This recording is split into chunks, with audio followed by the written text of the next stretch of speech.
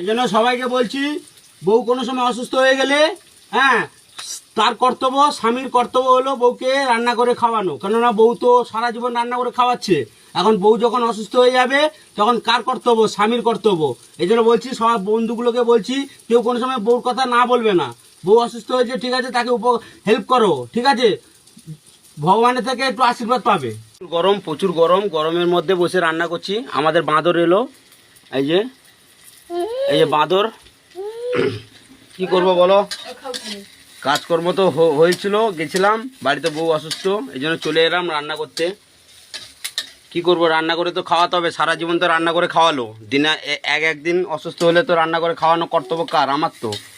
চলে এলাম, বেশি কিছু করিনি, মাছের ঝোল আর কি করেছি, ভাত, মাছের ঝোল আর ভাত। Tata, bye bye.